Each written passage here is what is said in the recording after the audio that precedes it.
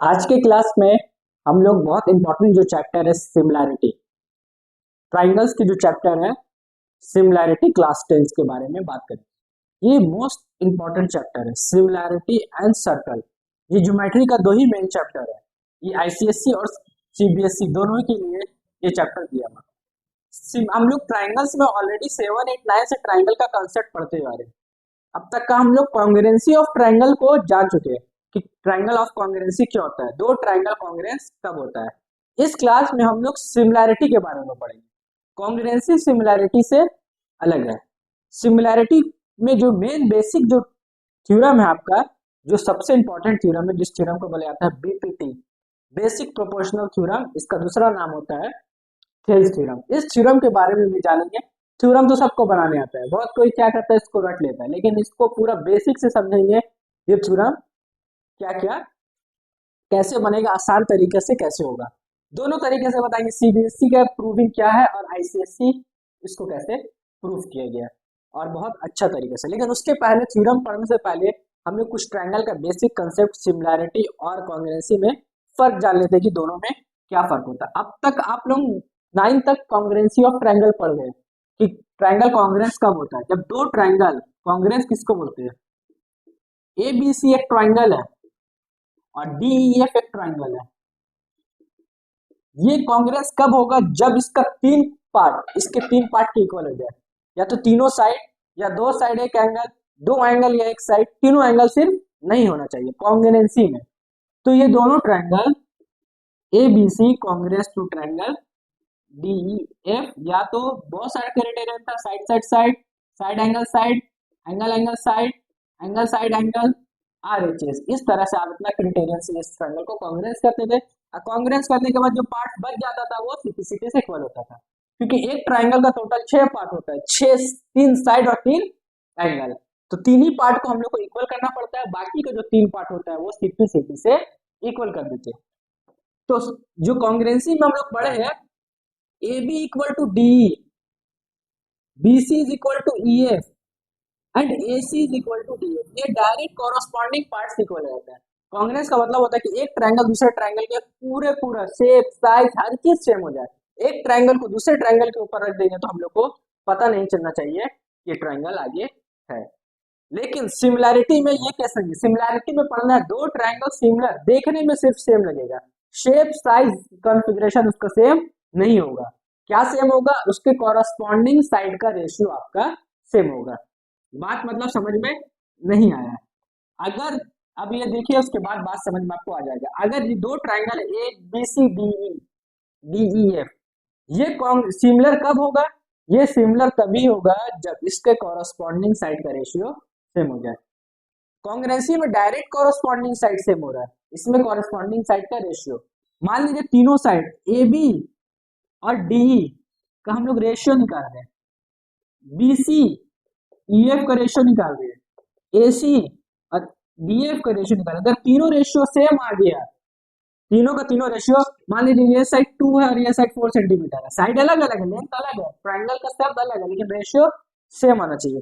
मान लीजिए ये 6 हो गया, ये 12 हो गया, ये 7 हो गया और ये 14 हो गया। तो अकॉर्डिंग टू जो इसका बताया कंडीशन, इसका एग्जाम्पल है, पुट करके देखते हैं।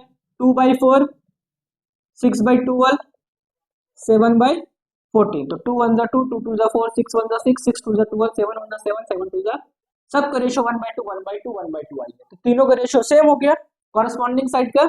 तो triangle A B C similar to triangle D E F हो जाएगा। ये आपका केस था सिमिलैरिटी का। ये सिमिलैरिटी का साइन जैसे होता है, और कॉन्ग्रुएंसी का साइन बताया कि डबल इक्वल देकर ऊपर में सिमिलर का साइन। अब बचा हुआ इसका भी जो 3 पार्ट होगा वो सिटी से इक्वल हो जाएगा, और ये जो होगा एस एफ एस क्राइटेरियन से, सिमिलैरिटी भी सेम क्राइटेरियन आता है। अब ये दो साइड नहीं देखे, ये एंगल और ये एंगल दोनों दे देता 70 डिग्री, तो अब क्या होता है, दूसरा साइड ये नहीं लेते, सिर्फ ये दोनों साइड का रेशियो सेम आ रहा है। एक प्रॉपर्टीज और चाहिए, इसमें भी 3 प्रॉपर्टीज चाहिए ना। तो तीसरा क्या हो जाता है, angle B is equal to angle E 70 degree हो जाता है, तब 3 हो गया। तो यहाँ क्राइटेरियन का नाम चेंज हो जाता है, साइड एंगल साइड, मतलब दो साइड का रेशियो सेम मिल रहा है और एक बीच का एंगल सेम मिल रहा है, तो ए से ए सी ट्रायंगल सिमिलर हो जाएगा। सिमिलर के लिए रेशियो सेम करना है, और कॉन्ग्रुएंसी में क्या पढ़े थे कि डायरेक्ट इक्वल साइड सेम हो जाएगा। लेकिन सिमिलर के लिए एक और उससे भी आसान है कि जैसे कॉन्ग्रुएंसी में तीनों एंगल नहीं होता था, लेकिन सिमिलर में अगर एंगल का कंसेप्ट आता है, अगर कोई भी दो एंगल इक्वल हो गया तो ट्रायंगल सिमिलर हो जाएगा, साइड का जरूरत नहीं रहेगा। जैसे मान लीजिए अब साइड नहीं दिया हुआ है, angle B is equal to angle E है और angle D is equal to angle A, पर ध्यान दीजिएगा ये मान लीजिए 80 है और ये भी 80 हो गया। अब दो एंगल इक्वल हो गए दिया हुआ हम लोग angle A is equal to angle F दिया है, दोनों 80 डिग्री है गिवन, और angle B is equal to angle E है, ये भी 70 है। अगर दो एंगल सेम हो जाता है तब भी ट्रायंगल सिमिलर होगा। ये कंसेप्ट कॉम्बिनेशन में नहीं था, सिर्फ सिमिलैरिटी में है। तो triangle A B C similar to, अगर कोई ट्रायंगल डी ई एफ लिख देगा तो पहले ही बताइए गलत है, क्योंकि जो ए का कॉरेस्पॉन्डिंग साइड डी नहीं हो रहा है, ए का कॉरेस्पॉन्डिंग हम लोग को मिल रहा है एफ, जो ए में एंगल बन रहा है वो एफ में बन रहा है, तो डी नहीं लिख के क्या होगा एफ ई डी हो जाएगा, क्योंकि बी का ई मिल रहा है और सी का डी मिल रहा है। ये भी नाम लिखना जरूरी है, अगर ये कंसेप्ट से नाम नहीं लिखेंगे तो आपका क्या हो जाएगा, सिमिलर कर भी देंगे, कंडीशन बैठा भी देंगे तो इसमें मार्क्स आपका कट जाएगा। तो ये भी ट्रायंगल क्या हो गया, एंगल एंगल से सिमिलर हो गया, इससे एंगल एंगल से। तो ये कंसेप्ट था सिमिलैरिटी का कि ट्रायंगल, उसमें भी side side side side angle angle एक कंसेप्ट और बढ़ता है, बाकी का जो बचा हुआ पार्ट है वो भी इक्वल हो जाएगा। जैसे अभी ट्रायंगल सिमिलर हो गया, अब जब ट्रायंगल सिमिलर होता है तो कॉरेस्पॉन्डिंग साइड का रेशियो भी क्या होगा, सेम होगा, A B by D B C by E F, A C by D F, ये भी क्या होगा, इक्वल होगा। और इसका लिखेंगे CPST, वहां लिखते थे CPCT ना, corresponding parts, the ratio of corresponding parts of similar triangle. Corresponding parts तो डायरेक्टली इक्वल होगा, रेशियो ऑफ, शॉर्ट फॉर्म लिख दिए, ratio of corresponding parts of similar triangle. अगर ट्रायंगल सिमिलर है तो उसका कॉरेस्पॉन्डिंग साइड का रेशियो सेम होगा। ये था सिमिलैरिटी का।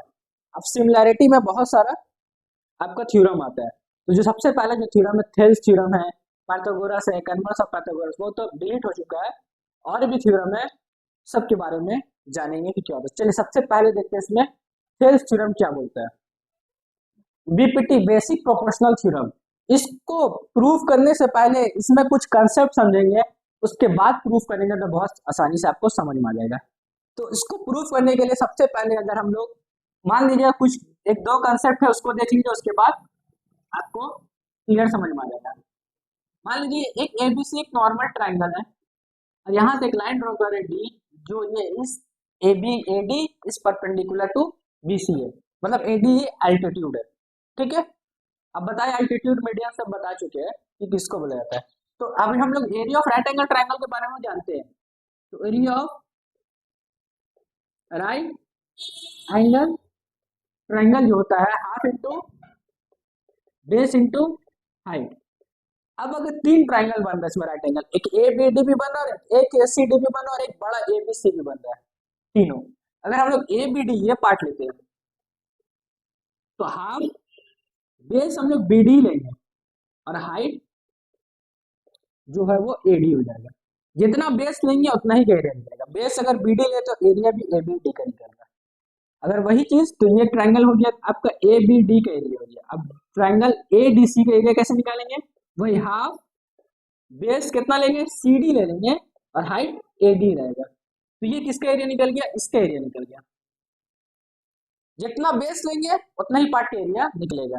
अगर हम लोग area of triangle A B C का एरिया निकालना है तो हाफ बेस हम लोग क्या लेंगे, पूरा बीसी ले लेंगे और हाइट ए बी। अगर पूरा बेस लेंगे और हाइट ए बी रहेगा तो पूरा एरिया निकल जाएगा, जितना बेस उतना एरिया। अब यहाँ पर एक चीज और हम लोग एक्सटेंड करते हैं, मान लीजिए यहाँ से एक लाइन और बढ़ा है ए बी सी डी, ये मान लीजिए ई, क्या मान लीजिए ई पार्ट। अब ई में जो है आपका, अब इसका एरिया निकालना है, ए ई सी का ट्रायंगल ए ई सी।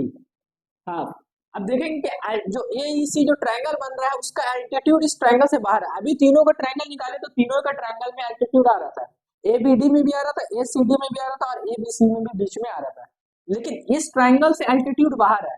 लेकिन ध्यान दीजिएगा, जहां से ट्राइंगल बन रहा है वहां से लेकर और जो लाइन पे ये सीधा जा रहा है, ये लाइन सेम जगह पे मिल रहा है। वो ट्राइंगल का जो वर्टेक्स है वो, और जो लाइन पे ये जा रहा है, ये लाइन मिल रहा है, सेम मिल रहा है। तो हम लोग भले इस ट्राइंगल से ये एल्टीट्यूड बाहर है, लेकिन इसका ये एंगल हम लोग ये एल्टीट्यूड ले सकते हैं। ट्राइंगल से बाहर है लेकिन हाइट हम लोग ले सकते हैं। बेस ये रखकर हाइट हम लोग ले लेंगे तो जो रेड पार्ट दिख रहा है उसके एरिया आपका आ जाएगा। मेन कंसेप्ट है यही समझना।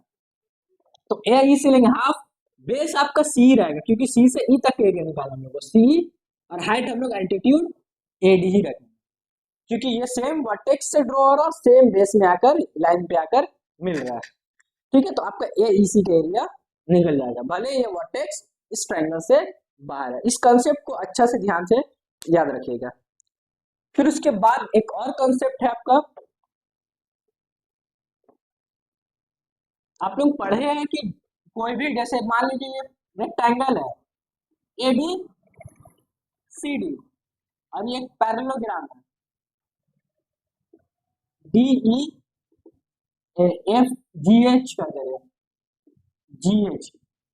ए बी सी डी एक रेक्टेंगल पहले ड्रॉ किया, जीई सी डी एक पैरेललोग्राम है, दोनों का बेस भी सेम है सी डी, दोनों सी डी तक जा रहा है और दोनों का पैरेलल भी सेम है, ये भी जो पैरेलल वो ऊपर लाइन बराबर किया। कोई भी फिगर अगर सेम बेस सेम पैरेलल पे होता है तो उसका एरिया क्या होता है, इक्वल होता है। तो area of rectangle A B C D किसके इक्वल होगा, area of parallelogram parallelogram G H C D, क्योंकि दोनों सेम बेस सी डी पे, same parallel C D parallel to H है। अगर हम लोग ट्राइंगल का कॉन्सेप्ट देखेंगे तो ट्राइंगल में भी ये हो सकता है। एक ट्राइंगल है ए बी सी, एक ट्राइंगल है डी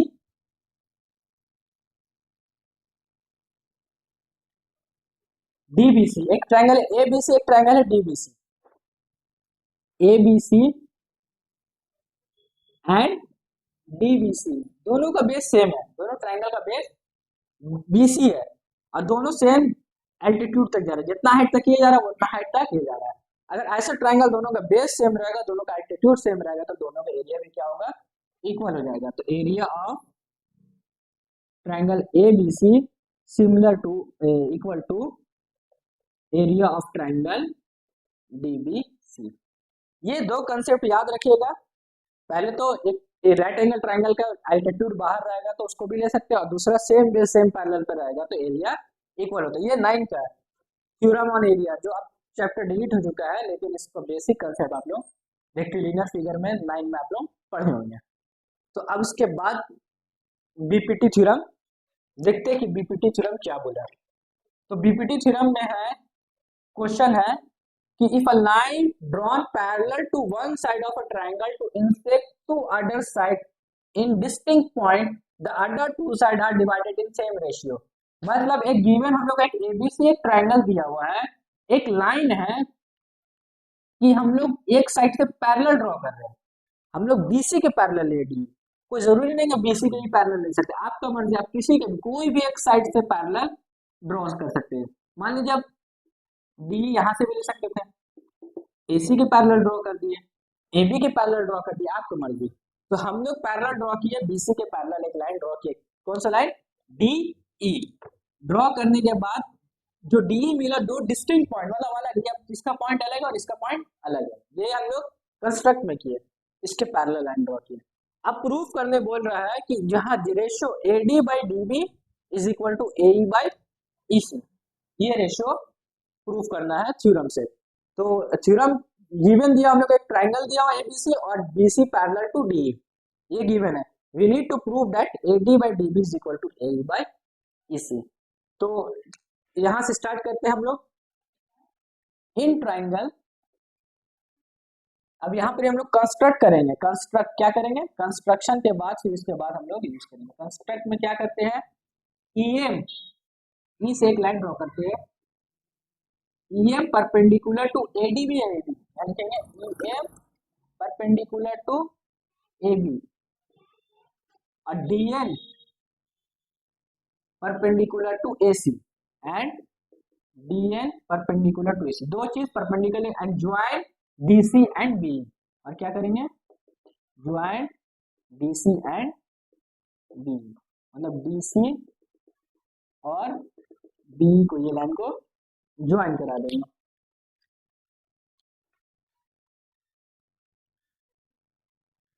ठीक है, इतना काम आपको कंस्ट्रक्शन में कर लेना है। फिर उसके बाद अब स्टार्ट करेंगे यहाँ पर। तो सबसे पहले नंबर इन ट्राइंगल, सबसे पहले इस तरफ का साइड का काम करेंगे, AB साइड का, फिर हम लोग AC साइड का। ठीक है, तो पहले लेते हैं इन ट्राइंगल ADE। कौन सा ट्राइंगल ले रहे हैं, ए, यहाँ पर ट्राइंगल को अलग करने के तो ज्यादा अच्छे से आएगा, ADE, और ये E से M यहाँ आ रहा है और M पे 90 डिग्री बन रहा है, आधा ही है। ठीक है, तो इस इन ट्राइंगल ADE, तो area of triangle ADE is equal to half into base हो गया आपका AD और हाइट हो गया आपका EM। ठीक है, और उसके बाद इन ट्राइंगल ABC लेंगे, DBE लेंगे, फिर इन ट्राइंगल DBE में कौन सा ट्राइंगल आ रहा है, ये हो गया D, ये हो गया B और ये हो गया E। अब ये लाइन सीधा जा रहा है आपका, और सीधा जाकर किससे मिल रहा है, M से मिल रहा है ना। तो ये ट्राइंगल, ये DBE, मतलब ये ट्राइंगल का एरिया निकाल रहे हैं। तो area of triangle DBE is equal to half into base हो गया, बेस BD लेंगे और हाइट हो गया EM। बोले ना ट्राइंगल से बाहर मिलेगी, ये परपेंडिकुलर सेम जा रहा है और ये भी लाइन सेम आ रहा है, बताया अभी इससे पहले कंसेप्ट में। इसको मान लेते हैं अब डिवाइडिंग, इसको इक्वेशन 1 मान लेते हैं और इसको इक्वेशन 2 मान लेते हैं। ठीक है, तो अब divide equation 1 by equation 2, equation 1 को इक्वेशन 2 से डिवाइड कर दो, तो लिख देते area of triangle ADE by area of triangle DBE, half into base हो गया AD और हाइट हो गया EM, यहाँ भी half into BD into EM, divide कर दिया, हाफ ऑफ कट गया, EM कट गया, तो क्या बचा हम लोग को, AD बाई BD बच गया। ये आधा काम एक तरफ का हो गया। सिमिलरली पूरा वैसे ही काम हम लोग इसको इक्वेशन 3 मान लेंगे, फिर सिमिलरली सेम काम इस तरफ का करेंगे, फिर लेंगे इन ट्राइंगल ADE, एरिया फिर निकालेंगे, area of triangle ADE is equal to half into, अब बेस इधर लेंगे AE लेंगे और हाइट क्या हो जाएगा DL। सेम काम, इधर ये बेस लेंगे तो ये हाइट, अगर ये बेस लेंगे तो AE लेंगे तो DN हो जाएगा। ये हो गया, अब इसका डिवाइड कर देंगे फिर एरिया ऑफ ट्राइंगल DEC के साथ, DEC के साथ हाफ इंटू बेस हो जाएगा EC और हाइट वही रहेगा DN। जैसे इस तरह का ट्राइंगल लिया, सेम ट्राइंगल इस तरह में भी वही लेंगे, जिसमें इसमें BD लिए थे इसमें DEC लेंगे, तो हाफ हाफ आपका कट जाएगा, DN कट जाएगा, तो फाइनली जो आएगा area of triangle ADE by area of triangle DEC आएगा, वो आ जाएगा AE बाई EC। इसको इक्वेशन 4 मान लेंगे, क्योंकि डायरेक्ट यहाँ पर तो अलग अलग मान के डिवाइड किया ना, इसको भी अलग अलग मान के डिवाइड करेंगे तो ये 5 हो जाएगा, ये 4 हो जाएगा, ये 5 और इसको मान लेंगे 6। ठीक है, अगर आप लोग बनाएंगे या डायरेक्ट ऐसे भी सिमिलर करके बना सकते हैं, यानी देगा सिमिलरली करके ऐसे करके बना सकते, थोड़ा छोटा हो जाएगा क्योंकि समझने वाला समझ जाएगा। अब इक्वेशन 3 और इक्वेशन 4 देखिए, इक्वेशन 3 में एरिया ऑफ ट्राइंगल ADE है, यहाँ भी एरिया ऑफ ट्राइंगल ADE है। ठीक है, यहाँ एरिया ऑफ ट्राइंगल BDE है, यानी DBE है, और यहाँ पर DEC है। ऊपर वाला एरिया तो सेम हो रहा है, नीचे वाला एरिया सेम नहीं हो रहा है। अगर नीचे वाला दोनों एरिया को अगर सेम कर देंगे तो इसका RHS भी क्या हो जाएगा, सेम हो जाएगा। अगर ये दोनों एरिया को सेम कर देते हैं। अब देखते हैं हम लोग दोनों ट्राइंगल को अलग करते हैं। क्या क्या ट्राइंगल था, एक ये ट्राइंगल था और दूसरा ट्राइंगल ये है नीचे वाला, डी बी ई सी, ये दो ट्राइंगल है। ठीक है, अब हम लोग देखते हैं in triangle D B E